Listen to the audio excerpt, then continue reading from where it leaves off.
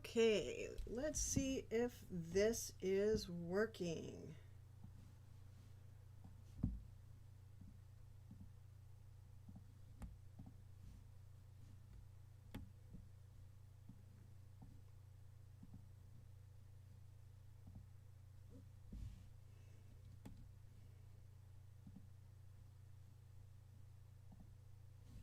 Okay, let's see if this is working.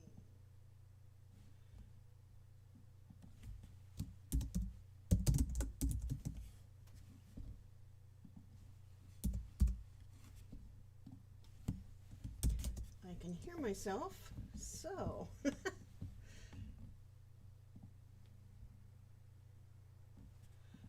Okay.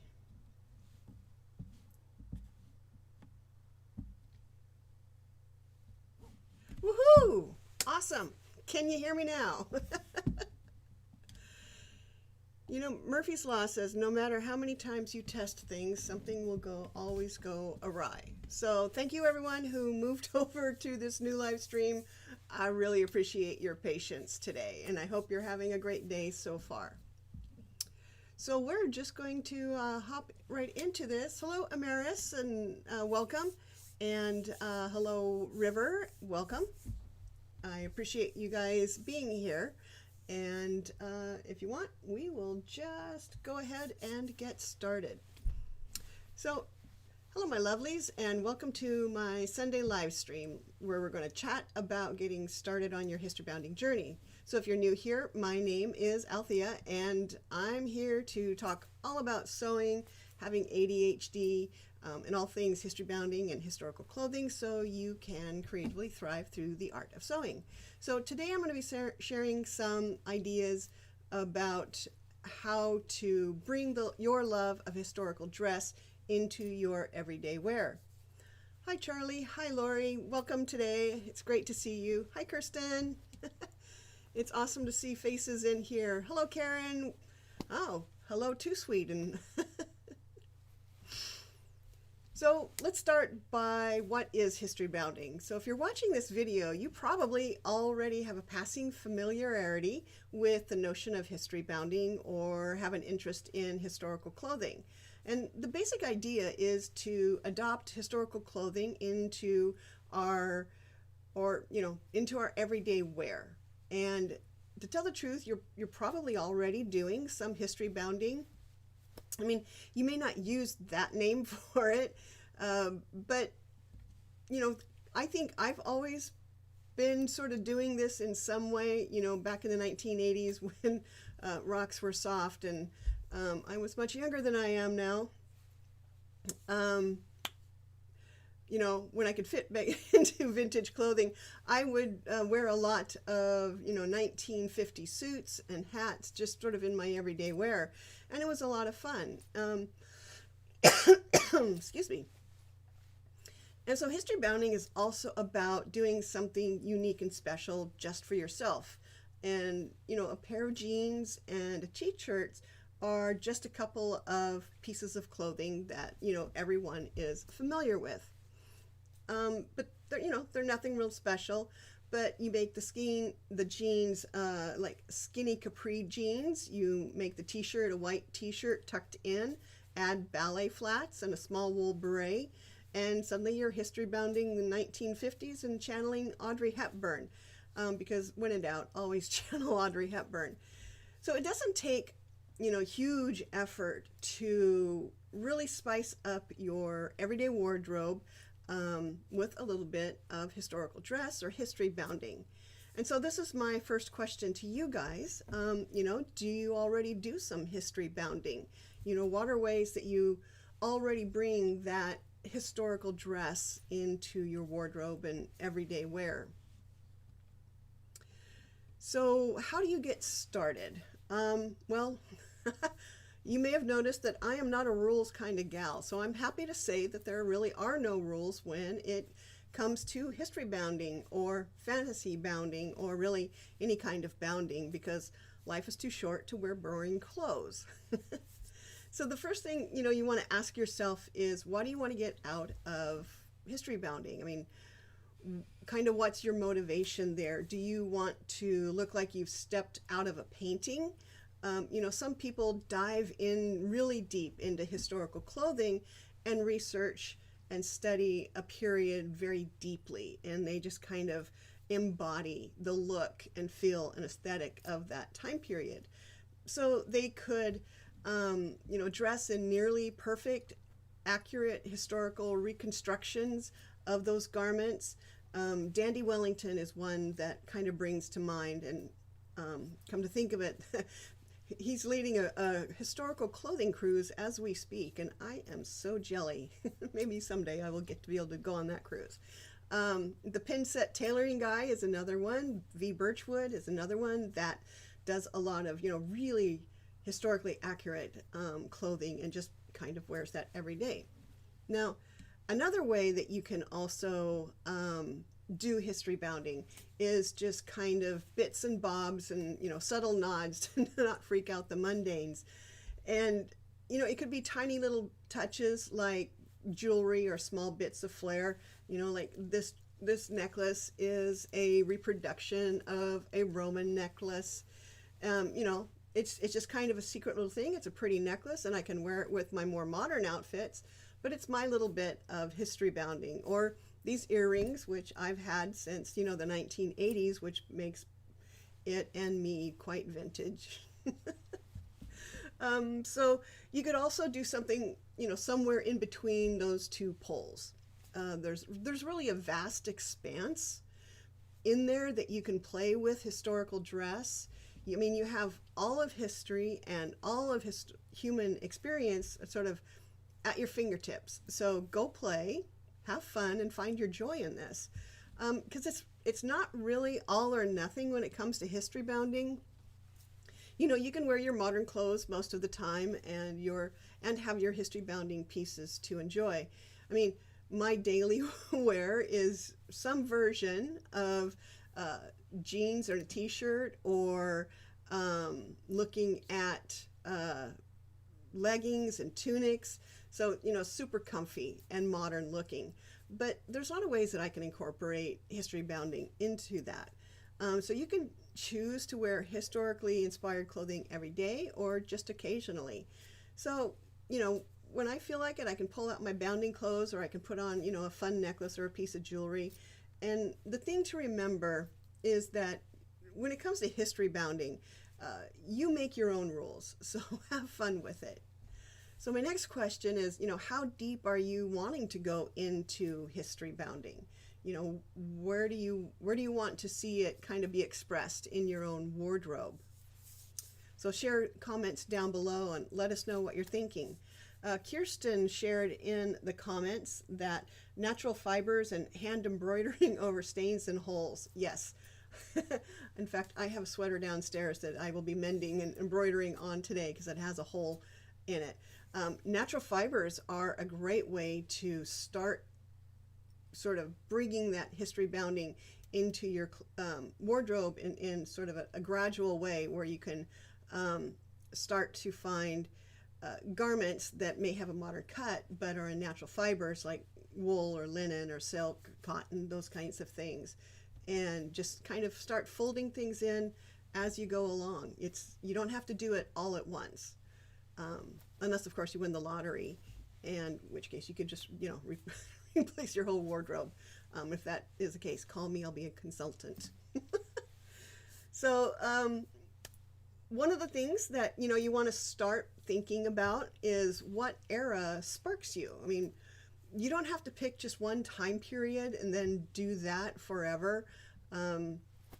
I have things from Roman period all the way up to 1980s vintage, and pretty much everything in between. And you can kind of start thinking about one era sort of to begin with, and then branch out from there. It just really depends on how you want to approach this. Some people just want to hit all of the eras all at once. Other people might be a little bit more methodical, where they concentrate on one era. Again, no right way to do it. If you're kind of if you're kind of starting out, you can look at some of the more recent time periods, as there's going to be more resources available, because the further back in time you go, and the further away from the Eurocentric typical histories, it's going to be harder to find information, and it's going to be especially hard to find how clothing was made and worn, how it was produced, and just all of the different aspects of, domestic textile production, because textiles don't survive well in archaeological settings, except for a few very narrow circumstances. And up until, middle of last century, the textiles were probably the garbage that they were cleaning off of all of the goldy shiny bits. So the further you go back in history, the harder it is to find information. So if you're starting out, I really recommend you start a little bit closer. There's sewing patterns or sewing books. There's films and media that you can consume to give you a really good idea. So, thinking about, starting about the 1900s and working up from there. And so some of the sources of inspiration, we have so many these days. You can start with media. I mean, seriously, where do I start with that? There's so many options. You got movies. Movies inspire clothing all the time. I remember when Braveheart came out, suddenly you saw kilts everywhere. And the impact of the show The Vikings on what popular media portrays Vikings as looking like. Not necessarily historically accurate, but it brings the whole Viking milieu into the popular culture. Movies like, I'm blanking. Anything by Jane Austen is good. Television shows, you got Game of Thrones. I know that's not history, but fantasy bounding and the costumers for Game of Thrones use a lot of historical references in developing their costumes. Fandoms, because fantasy bounding is a thing. You can look to history. Is there any time period or culture that really speaks to you? Is there family history that you would like to research? Do you want to look into what your ancestors might have worn? So those are good ways to look for inspiration for history bounding.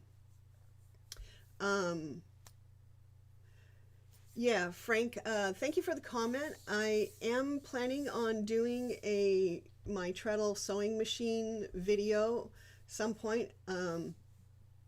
I just haven't gotten to it yet. But I promise you it is coming. I don't know if it'll be live, because I'm sure that if I am trying to thread and get my sewing machine up and running, there will be a lot of cursing. So I will probably video that and then edit it and share it. But that is coming. I can't give you a date at this point. So looking at other sources of inspiration, books, Jane Austen has launched 1,000 closets and costumes. I mean, look at the popularity of Bridgerton or the zillion adaptations of Pride and Prejudice. Lord of the Rings, while not exactly history bounding, is close enough and has ways that you can sort of fantasy bound to your little hobbit's heart's content. I mean, the costumer for the original trilogy especially really drew on different historical periods and cultures to inform the way costumes were developed for the original trilogy. And so there's a lot of fun you can have there. I mean, because who doesn't like the little hobbit waistcoats and little pants? Those are really awesome. The Rohan culture was based on Norse cultures. The hobbits on a sort of a pastoral Victorian, and the elves on sort of a 12th century high romance period. So any book with history can really be a source for inspiration for history bounding. Amara says in the chat that she's looking to incorporate knits into her history bounding. Yes, I so wish I knew how to knit. And I keep telling myself that in my spare time, I'm going to learn to knit, but we all know that's not going to happen. So I'm learning to sew knit so that I can kind of approximate some of those historical pieces that were, knit in the round. We'll see where we go with that one. So the next question that I have for you is, what era interests you the most? Is there something that you might want to concentrate on first? For me, I really like mid-century, mid-20th century, from about the early 40s to the late 50s. I really like the clothing from that time period. So I tend to wear a lot of bits and the silhouettes and the pieces that are made from historical patterns. I just purchased a whole bunch of different patterns that I'm looking forward to getting started on. Yeah, Amaris, I absolutely relate to having too many hobbies. Did you know that collecting hobbies is a hobby? And it's okay to collect hobbies. You just have to, follow your own bliss on that one. So the next one thing I wanted to talk about really was, where do you get the clothes? So once you decide on a time period to start with, now you have to get the clothes, right? And there's options for all budget levels. While you can spend tons of money on clothing, you can also find really budget-friendly options. Economic resources shouldn't be a barrier to following your desire, shouldn't be a barrier to your desire to history bound.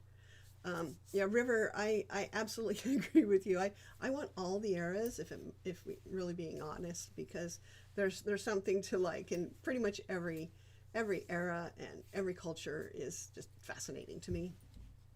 Like I said, collecting hobbies is a hobby. So here are some different ways that you can build your wardrobe. You can sew it yourself or hire someone to sew it for you. There has been an explosion in new sewists taking up the needle over the last few years, and a fair number of them are history bounders wanting to make something to wear for themselves. And there's literally literally in the literal sense of the word, literally millions of videos on YouTube to help you learn how to sew. So sewing can be learned. It just, don't let your skill level now stop you. Sewing is not difficult. It is fiddly, but it can be learned. There's tutorials for making historical clothing or costumes all over the internet. And so you just basically have to Google the time period and just see what you can find in the way of tutorials. You can also hire someone to make the clothes for you. Now, this can be fairly expensive because sewing is a skill and artisans should be paid fairly for their work. But if you have the resources or can barter your skills in trade, this is an option for you. Just remember to always get a contract before anyone starts buying fabric for anyone. The next option that we have is you can purchase from retailers. There are a growing number of shops that can provide either historically accurate or historically approximate clothing. There's a whole bunch of them online, and if you have any particular shops that you really like, feel free to drop those into the comments. So another option is to purchase that ready-made historical clothing from a retailer. And there's a lot of companies, like I said, that sew historically accurate ready to wear. Etsy is also a good place to look for both custom and ready to wear clothing. So enjoy that rabbit hole. You can also find more modern clothing that can pass as history bounding. There's many companies like eShakti, for instance, and no, they don't sponsor this video, that make clothes that can easily be worn for bounding. And like I said, if you have any favorites, shops that you go to, leave a link in the below, and let's let's enable each other's wallets to be incredibly empty this fall. Another way that you can get the clothing is through thrifting and upcycling. And you can look for inexpensive clothing in thrift stores and charity shops. Especially if you're history bounding more modern times. This makes your wardrobe more sustainable too, which we should all be working towards. I mean, clothing companies could stop making new clothes today, and it would be decades before we ran out of usable clothing or textiles to reuse. And one thing that I want folks to keep in mind as they're looking through thrift stores and charity shops to use in history bounding or upcycling is that many people don't have the economic resources to buy new, and so they rely on secondhand clothing being cheaply available. I know as a single mom with 2 small kids, I rarely bought new clothes, either for myself or the kids. So now I try to avoid buying clothes that somebody might need to wear to work that's more professional looking. I have the means to be able to find other resources than thrift stores. And I also really rarely buy clothes that are too large for me to cut down to my size. I'm not a small girl. But I don't cut down things, especially well-made things that other people might be able to wear, because it is astonishingly hard to find plus-size clothing well-made in thrift stores. And so, just be mindful when you are shopping for thrift or charity shops that, just kind of be aware that some people don't have the resources to shop elsewhere, and some people can't find size appropriate stuff to wear. Just kind of thrift responsibly and with consideration to others.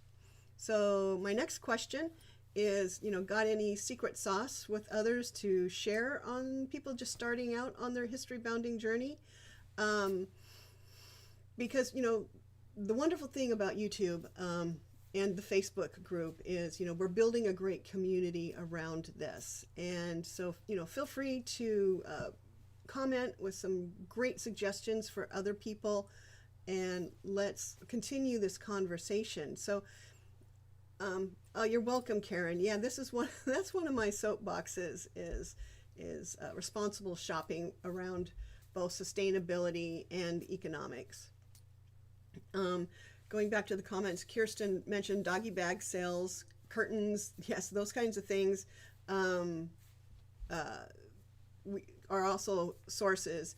And then River mentions cotton bed sheets work well for foundations, chemises and petticoats and stuff like that. Yeah, I've bought bed sheets before to use for toiles, but decided that the fabric was so pretty that I ended up not using it for toiles. So, if you're buying fabric bed sheets for toiles, don't pick the pretty stuff, because it's going to make it hard to, create a throwaway garment for that. So I hope this has helped you think about how to do some history bounding in your own wardrobe. Just remember that you make your own rules in this game, so have fun with it. And I just kind of wanted to open this up to see if anyone had any questions that they wanted answered today. And I wish I had some Jeopardy music to play while I wait for the lag time and then for people to respond to this.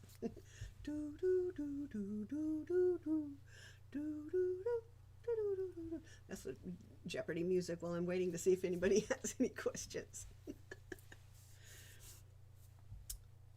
Yeah, Kirsten makes a really good point. A personal block pattern, making a personal block pattern used to be when you were taking sewing classes in high school, at least when I was taking sewing classes in high school, was one of the first things that you did once you graduated to making clothing. Having that basic pattern block and fitted to yourself is super important, because like Kirsten mentioned, it's you don't need to make as many mock-ups if you start with a well-fitting block at the very beginning. And River makes a very good point that wearable mock-ups are a thing. Yes, the fabric that I had bought that was too pretty that I decided I actually am going to be using it for another dress as a mock-up, but then I will have, you know, the nice dress, and then one more kicky round type dress that, you know, I won't I won't feel bad if I have to run out and do some weeding in it, but I'll look adorable while I do it. Karen mentions in the chat that Jay Stern has some tutorials. Yeah, if we can find a link, we can also pop that to some of her tutorials, because I love sharing great resources. Kirsten says that wrapping paper for pattern paper, especially when it's on sale, is a great way to keep pattern paper, or the old holiday wrapping paper, out of landfills. It's a great reuse of that. Charlie says that you can also take different patterns to piece a garment together. Sleeves from one, collar from another, bodice from somewhere else. Yes, that's very true. And I think that that's something that new sewists sometimes don't know that they have permission to do, that you can totally Frankenstein patterns. And, you know, that's the real fun of creating your own garments, is that what you end up with is going to be, you know, something that's very unique to you. And, you know, one way to do that is to steal from everywhere. Yeah, the Closet Historian has a great one on modifying a block pattern. And she's just fun to watch. I really enjoy her videos. I want to be her when I grow up. Let's see. So I'm going to link to my history bounding playlist in the description below once this video goes live, and I do all of the background work on getting the video up. And you can check it out. And there's a lot of really good information there too, longer form videos. And so don't forget to hit the subscribe button, as you don't want to miss any new videos or live streams. I live stream every other week. I realize that it's really hard for me to stay consistent on a schedule to do pre-edited videos because of my ADHD. So this is my accommodation for my ADHD, is to do these lives every other week. And plus, I love talking to you guys, so it's kind of a win-win situation. Let's see. So in a couple of weeks, my live stream is going to be a little bit of a ranty rant about fast fashion and home sewing, and you don't want to miss a ranty Auntie Althea. So until next time, I bid you all joy. Feel free to keep the conversation going in the comments, and we'll see you in a couple of weeks.